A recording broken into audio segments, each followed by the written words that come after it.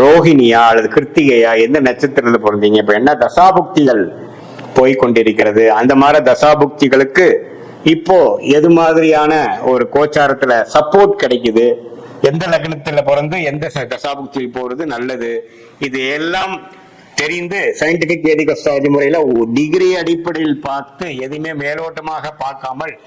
degree அடிப்படையில் ஒரு கிரகமும் ஒரு இடத்துக்கு எவ்வளவு தள்ளி இருக்கிறாங்க, ஒரு கிரகத்துக்கு எவ்வளவு இன்னொரு கிரகத்துக்கும் உள்ள இடைவெளி எவ்வளவு அப்படிங்கிறத நம்ம மைன்யூட்டா நம்ம பார்த்து அதுக்கு தகுந்த நட்சத்திர பலன்,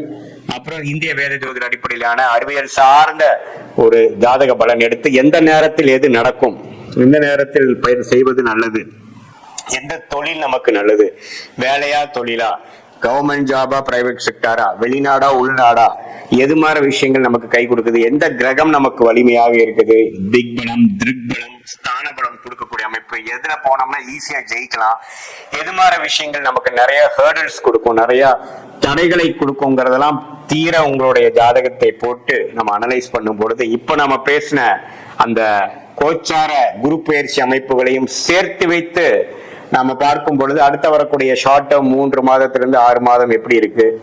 அதுக்கப்புறம் வரக்கூடிய 1 வருடம் எப்படி இருக்கு, எந்த மாதிரி விஷயங்கள் காத்திருக்கிறது, எது மாதிரி விஷயங்கள் நமக்கு அது பொருந்தி வராது, நம்மளுடைய சாய்ஸஸ் எப்படி எடுக்கணும், எது மாதிரி அமைப்புகள் நமக்கு பிரமாதமாக இருக்கிறது, நம்மளுடைய பிராப்தங்கள் என்ன, நம்மளுடைய தோஷங்கள் என்ன அப்படிங்கறதெல்லாம் தெரிந்து அதுக்கு தகுந்த மாதிரி வாழ்க்கை திட்டங்களை நாம செய்து